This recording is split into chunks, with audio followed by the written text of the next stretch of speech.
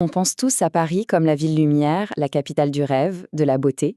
Mais voilà, derrière la façade glamour de certains de ces instituts se cache une réalité beaucoup, beaucoup plus sombre. C'est celle de l'exploitation de nombreuses femmes népalaises. On va donc lever le voile sur ce contraste saisissant. D'un côté, il y a l'image qu'on connaît tous, l'image de carte postale. Et de l'autre, un univers invisible de précarité. C'est exactement cette tension qu'on va explorer en plongeant au cœur de ces salons de beauté parisiens. Alors, tout commence par un voyage rempli d'espoir. De plus en plus de femmes népalaises demandent l'asile en France, avec dans la tête le rêve d'un avenir meilleur.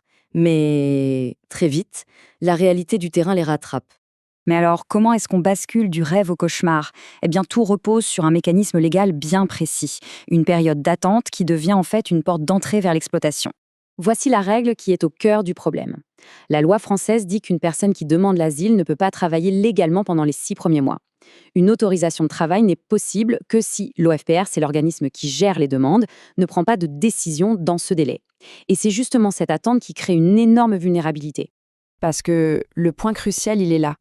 Ces femmes arrivent souvent avec de lourdes dettes contractées pour financer leur voyage. Donc, attendre 6 mois sans aucun revenu, ce n'est tout simplement pas possible. Cette pression économique les pousse tout droit vers le travail au noir, où des employeurs et des intermédiaires les attendent de pied ferme. Bon, voyons maintenant comment ce système fonctionne, très concrètement. Ça se met en place par étapes, et ça commence souvent par une entrée assez trompeuse dans le monde du travail. Le système démarre avec une étape qu'on peut qualifier de cruelle, le bénévolat. On fait croire à ces femmes qu'elles sont en formation, et ce prétexte justifie des semaines entières de travail non payé. C'est une sorte de règle non écrite qui normalise l'exploitation dès le départ. Et seulement après ça, elles commencent à toucher un salaire de misère, qui est souvent en plus amputé par la commission d'un intermédiaire. Les chiffres, là, parlent d'eux-mêmes. En France, le salaire minimum légal, le SMIC, c'est environ 1 800 € brut pour 35 heures par semaine. Dans la réalité, ces femmes gagnent souvent moins de la moitié pour près de 60 heures de travail hebdomadaire. L'écart est juste colossal. Et comme si ça ne suffisait pas, il y a le rôle de ces intermédiaires, un rôle quasi parasitaire. Ils peuvent prélever jusqu'à 400 € par mois sur un salaire qui peine déjà à dépasser les 800 €.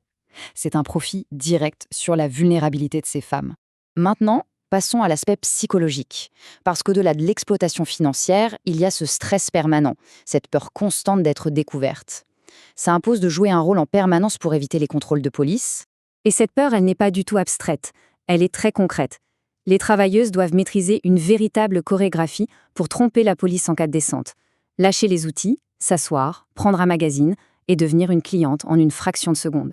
Cette phrase, elle est très révélatrice. Elle montre bien comment les employeurs sont des complices actifs de cette supercherie. Ils ne se contentent pas d'employer illégalement, ils entraînent leurs employés à mentir, ce qui les enfonce encore plus dans l'illégalité. On peut se demander, mais pourquoi rester dans de telles conditions? Eh bien, parce qu'il y a un mécanisme de contrôle extrêmement puissant qui piège ces femmes pendant des années. C'est la promesse d'obtenir des papiers. Et ce chemin est terriblement long. Pour espérer une régularisation par le travail en France, il faut souvent prouver plusieurs années de travail continu chez le même employeur. Les patrons s'en servent comme une arme. La promesse des papiers devient une forme de servitude des temps modernes. L'histoire de Pooja, c'est un nom d'emprunt bien sûr, est tragiquement emblématique. Même après le rejet de sa demande d'asile, l'espoir d'une régularisation future est si fort qu'il la maintient dans ce cycle. Elle n'a tout simplement pas d'autre alternative. Et là, il est important de le souligner, on ne parle pas juste de quelques patrons malhonnêtes. Le problème est bien plus vaste. C'est un véritable système organisé et bien rodé. Pourtant, sur le papier, la loi française est stricte. Il y a des risques, que ce soit pour les employés ou pour les employeurs. Mais dans les faits, les sanctions sont peu appliquées et l'attrait d'une main-d'œuvre à très bas coût est si fort que le système continue de tourner. En réalité, on a affaire à un réseau transnational. Ça commence au Népal, avec des intermédiaires qui promettent une vie meilleure en échange de sommes colossales, et ça se termine à Paris, dans ces salons où l'exploitation est la norme. C'est une chaîne très bien organisée. Du coup, la prochaine fois qu'on passe devant un institut de beauté, la question mérite d'être posée.